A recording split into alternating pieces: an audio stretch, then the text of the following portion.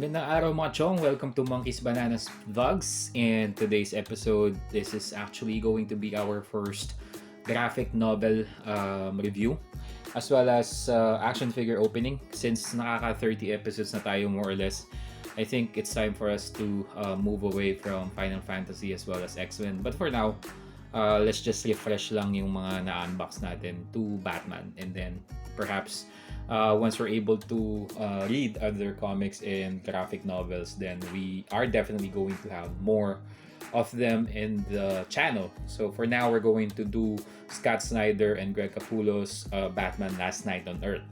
I don't want to give out any particular spoilers dito sa particular graphic novel na to, pero basically, if si Scott Snyder is given an opportunity na tapusin yung storyline of Batman, ito yung parang pinaka last hurrah niya as far as writing with this character.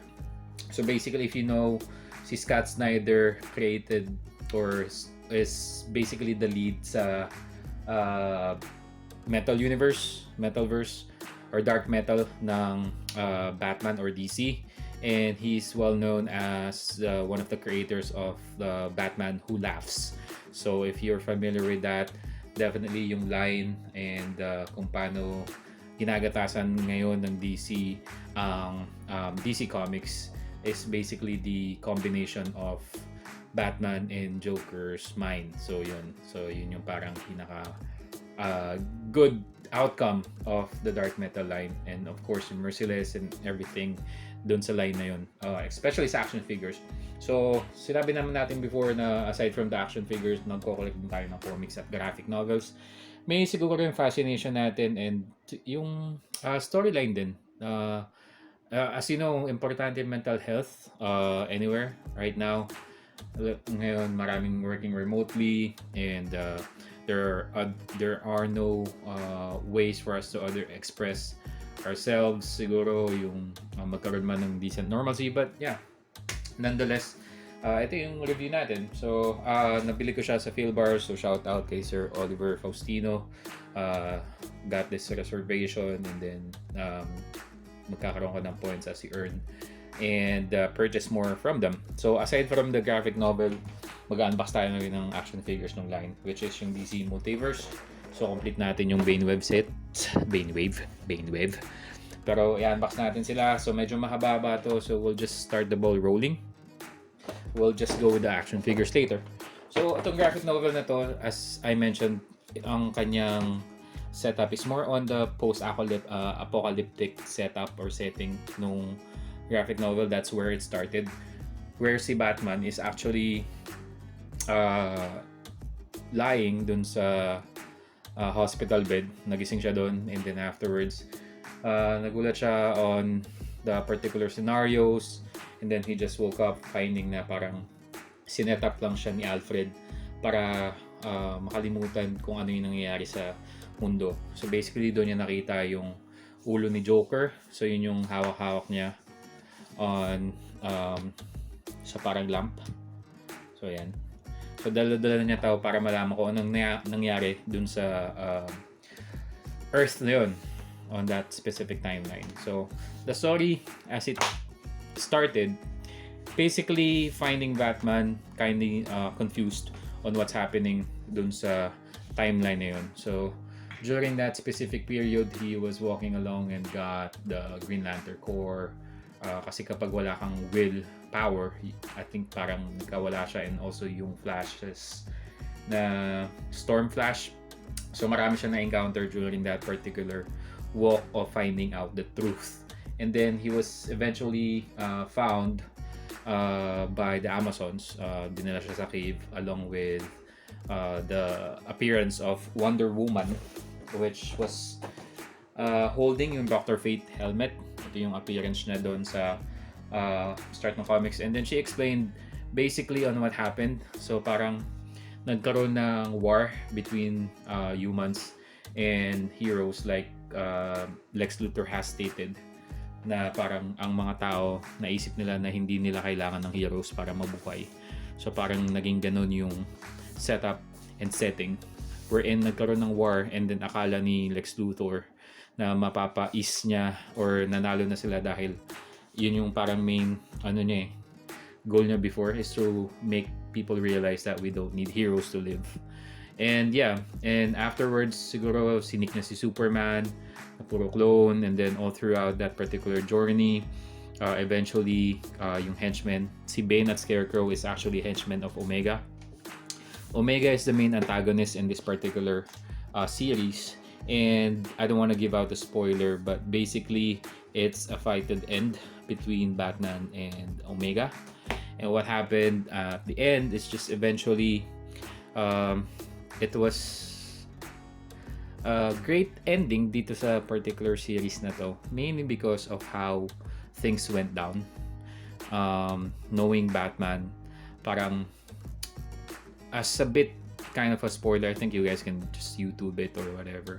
Pero si Batman is actually more on a clone of the previous Batmans before. So si Bruce Wayne, bago pa mag-end yung world na yun due to the war, created a machine that will involve cloning himself every time na magkakaroon ng different timeline, mainly because he believes that Batman should be present in all times. So yun, so doon siya nag-revolve, and then until this particular Batman nga is the one that's going to defy and stop whatever is happening. At the end, all's well ends well. Basically, they won against Omega, and then they will continue whatever is left of Earth moving forward. So that's it. That's how it ended, and that's how Scott Snyder ended his run on the Batman timeline. So yeah, I suggest you pick up the hardbound comic book or the graphic novel itself, so that it's going to be a good read. Just like I said, I don't want to spoil anything, but this is one of things that was able to keep me up just through. Actually, binasa ko lang siya ng isang araw, pero there are a lot of details in it. Superman, Lex Luthor, everybody's there, including villains. Parang nagsama na sila just to also have yung matapos na yung reign ni Omega and his henchmen. So maraming buhay pa dun. So ang Build-A-Figure ng DC Multiverse, this is actually yung unang wave na binili ko na kompleto sa DC Multiverse line, which is kasi nga nabasa ko yung graphic novel bago ito lumabas. So it has 4 characters, Omega, Wonder Woman, and si Scarecrow. And nabili ko siya sa Toys R Us sa Robinson's Place, Manila. Yun, so as I mentioned, it started with Batman dun sa hospital bed. That's why he's wearing his straight jacket. And then afterwards, he met with Wonder Woman. And eventually, he was able to see yung si Bane and Scarecrow as henchmen of Omega. And we'll just do Omega last. And let's just start with Batman in a straight jacket along with Joker in a lamp. So, yun nga, post-apocalyptic. Yun yung part na parang hinanap ni Batman kung ano yung nangyayari sa mundo. And that's where it all started, and that's where we're able to start off with the story. So yun. So aside from the toys that we were able to open, I think I just recently uploaded yung pa-cool kid natin, which is yung Amazon Echo Dot. With 30 episodes down the drain, na-appreciate ko yung 19 subscribers natin. So thank you guys again for subscribing.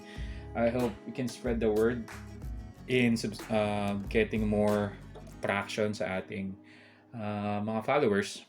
And hopefully sooner or later I can give out siguro mga giveaways. If I know your email addresses, I may just contact you in time. Marami rin naman tayo mga action figures na pwede natin ipamigay for free.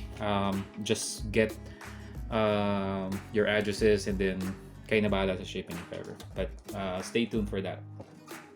So let me open the first Batman himself. good news pala, yung McFarlane got the license to continue with the DC Direct line. If you're able to collect yung animated figures ng Batman or the animated series, you know that DC Direct was or stopped their production of the action figures. So McFarlane got that license and he's going to hopefully continue that line.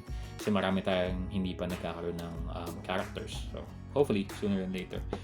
Yung package na contains a backdrop as well as a stand and yung Batman card, Last Night on Earth. And here's the character. It includes both left hands, right hands. Oh, yung hands at yung ulo ni Bane.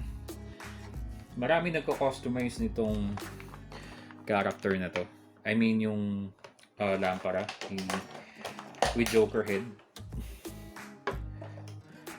Actually, nilalagyan nila ng ilaw yung loob para mas umangat and mag-illuminate yung lantern.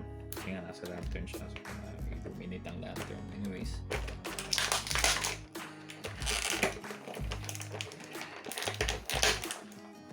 A lot of folks really do collect Batman mainly because of yung kanyang not just yung super, because he doesn't have any superpowers, so he is human and he's just using his resources and his superb intelligence to counteract any foes or any part of the rogue gallery. I think yung mas na-excite ako i-open is yung mga animated series nating characters, and it has been a while where we're able to open up action figures, so I do sincerely apologize for that. It has been pretty busy, but hopefully I can give out more unboxings for you. So Final Fantasy natin, kaka-upload lang natin ng Sephiroth. So sooner or later we'll just do Cloud and Fenrir. Yun na lang, kompleto na natin yung ating Final Fantasy 7 Advent Children na line and unbox. So here is a Batman. Meron siyang baton, police baton. Not sure. Let's just put it in his hand.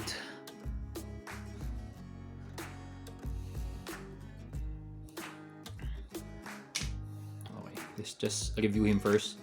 So here is Batman Last Night on Earth in his straight jacket. As you know, McFarlane is really good on details, and kita nyo naman yung mga linya and yung printed dun sa kanyang straight jacket. Hindi lang siya plain, meron siya mga crevices at mga prints, so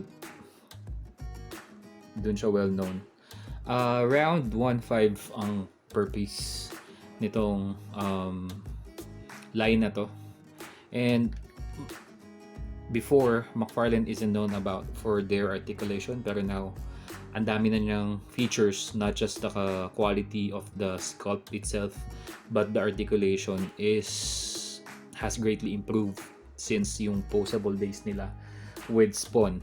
So eto si Batman, ang kanyang articulations are from the elbows, more or less just like a Marvel Legends line.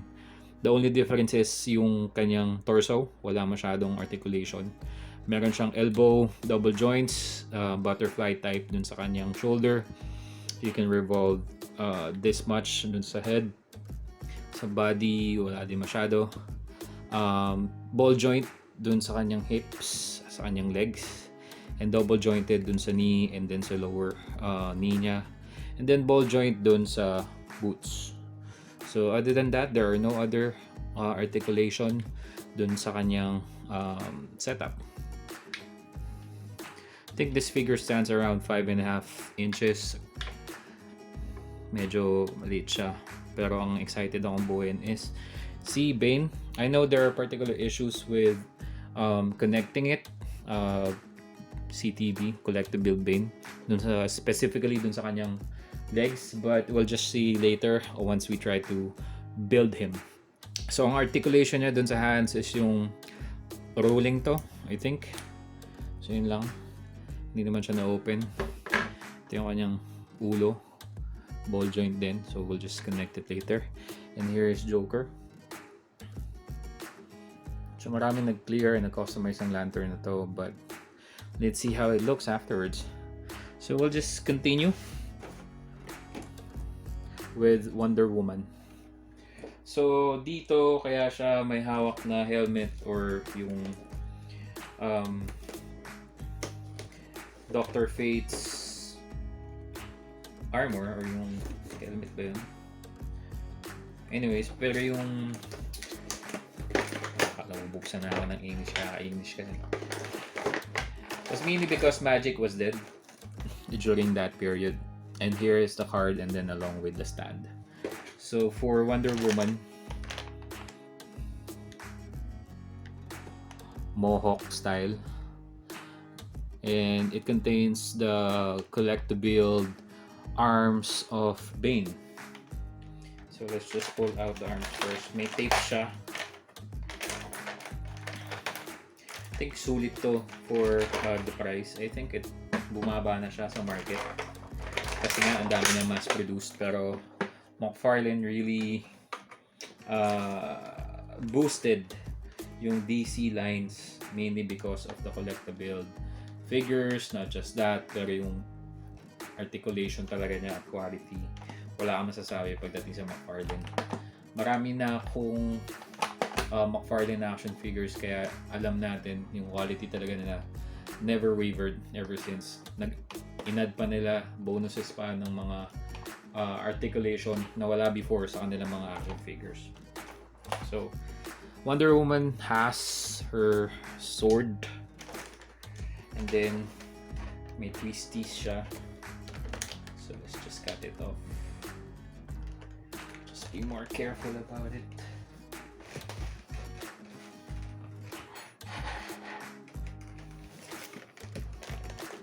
So you guys, comment naman kayo kung ano yung mga kinokollect nyo and what sparked you to collect action figures, or what was your main reason why you subscribed to the channel. So, para rin makilala ko kayo, and kahit 19 lang kayo currently, gusto ko malaman yung feedback as well as kung saan kayo based, other from Manila or the Philippines. So just let me know. Para interactive din naman yung ano natin, kahit virtual. Okay.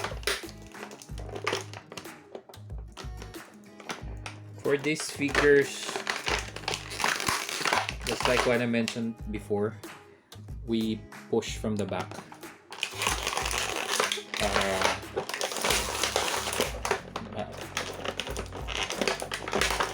Hindi ma-damage yung figure.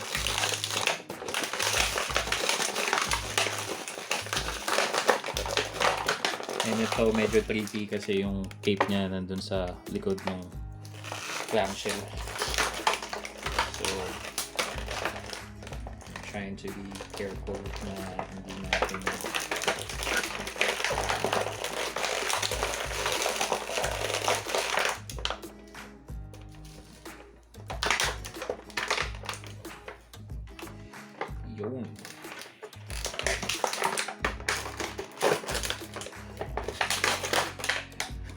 So, typical red cape.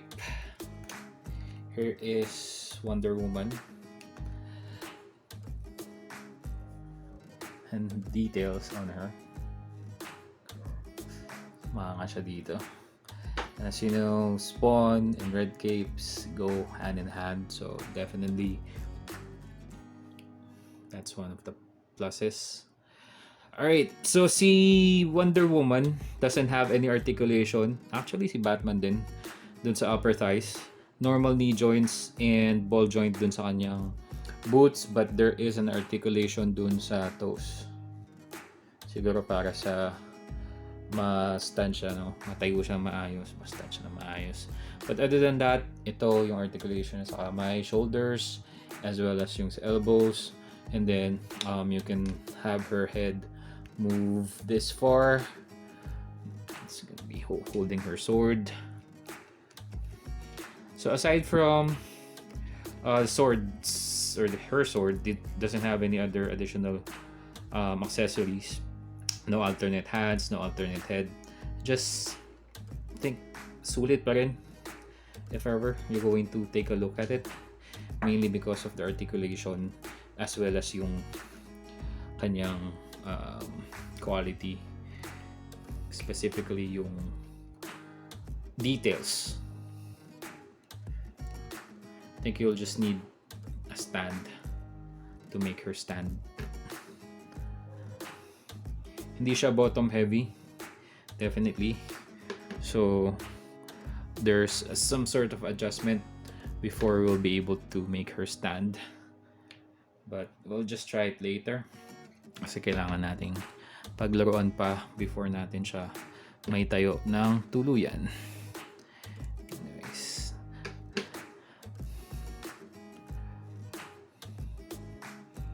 Sige, pahirapan tayo niya. Pero let's just lay her down for a bit so that we can go and proceed forward the unboxing since 20 minutes na yung video natin. We'll do Scarecrow last. We'll do Omega first kasi siya yung main antagonist, and we'll do Scarecrow last mainly because of Build-A-Figure Bane.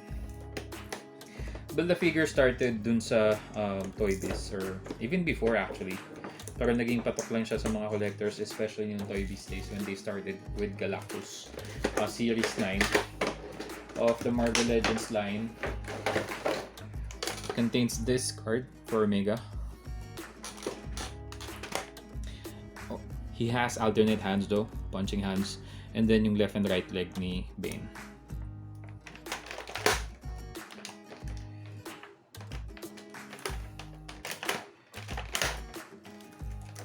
Bane himself can cost you around 4 or 5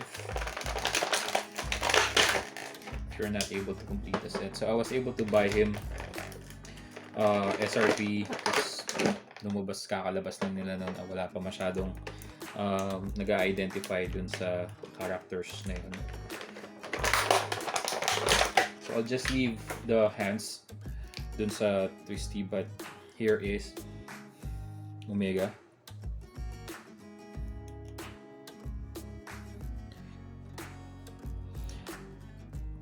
Unlike Wonder Woman and Batman in the straitjacket, meron siyang articulation sa hips or dun sa kanyang torso. And then also on the hips, it's only side or up and down swivel dun sa kanyang legs, normal double jointed. Articulation dun sa kanyang knees, ball jointed, and just like Wonder Woman, meron siyang articulation sa kanyang toes to make him stand properly. Butterfly joints on the right arm, so parang this far lang yung pwedeng iangat ng left arm niya, and head can go this way. Action figures normally are just for posability, not really to not much play with them, but also try to get them into type of action poses, as well as yung parang diorama. But now we'll open Scarecrow and Body of Bane. Each figure, I think siguro will run you around 600, depende sa seller. Pero marami pa rin naman sa Greenlands nagbebenta, o marami pa rin nagbebenta online characters. And if you're much to customizing or customization, or follow other customization sites or action figures, you'll be able to see Bane is being customized. Parang kinukulayan siya. So here is Bane. Ito yung cover nung ating graphic novel earlier. We'll bring that out just for reference. Meron ng hardbound nito. Yan, ito siya. So yun din yung magiging post niya, and then there's a stand included dun sa Scarecrow, mainly because kung binili niyo na si Scarecrow, hindi niyo rin naman siya magagamit itayo. With Bane,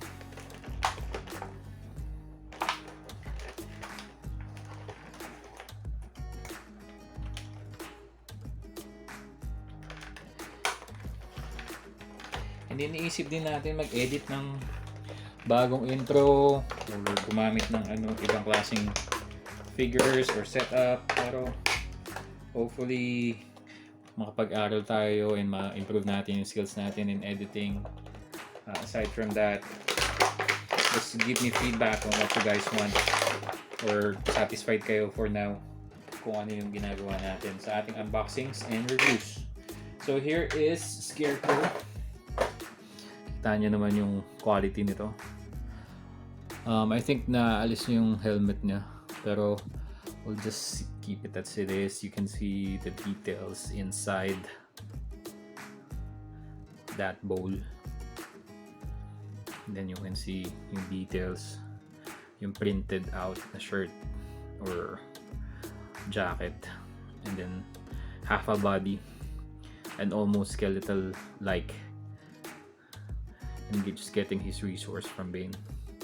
And articulation niya is ball jointed dun sa kanyang elbows. I think you can also move part of his hands, which are basically syringes. There's such a word, but yeah, you can definitely connect him to Bane. Now it's time for us to build. Here's yung katawan. Here's yung katawan. Pasosyal. Puta. Alright, so here's yung peg where you can attach Scarecrow at the back. So I think this is yung tricky part. So let's just connect, I think, yung hands first. Tayo nyo, si Batman lang ang pwedeng tumayo. Right hand or right elbow. So we're just gonna put it in. So it's just that it's easy. And then next is the left one. Not much. So I think this one, siguro kasi dahil dun sa shorts na. And they mentioned that you should hear pop. So let me just get this off cam. Oh yeah. Oh, gets. That's what they were saying. Okay. There.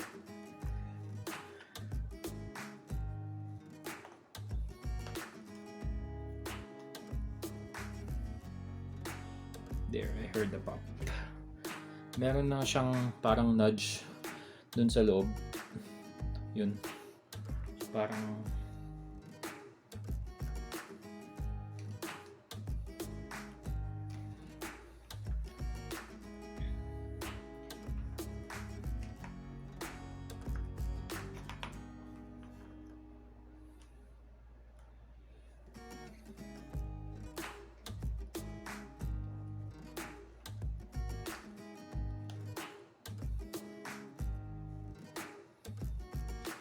there.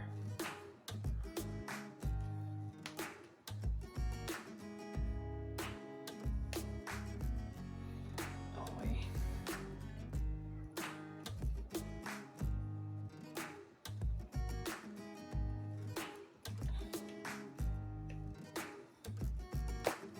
Yun.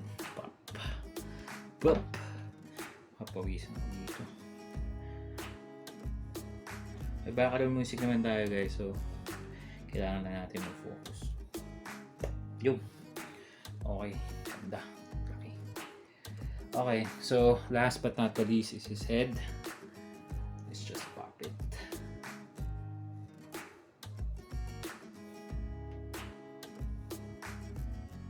There. Angas. Okay. So here is Bane in his glory. Ganda. Okay, so I think that's it for our unboxing of this particular wave. Hindi ko na siya inisa-isa para hindi na rin sayang, although mahaba, 30 minutes ang ating video, but I'll just take photos of it included in our video. But thank you for staying guys. Articulation, you know, I already pointed out earlier, this is around 8 to 9 inches. If you want scale, here is our pit. Build a figure pit, stands around 12 inches. Yan. That's how he is. But yeah, again, thank you guys for subscribing and watching and staying in this video. Hopefully you guys can call out some of your friends to subscribe, click on the notification bell pag subscribe na kayo, and then others, thank you very much again. So subscribe, hit the like button, and as always, take care, stay safe, good shit lang, peace out.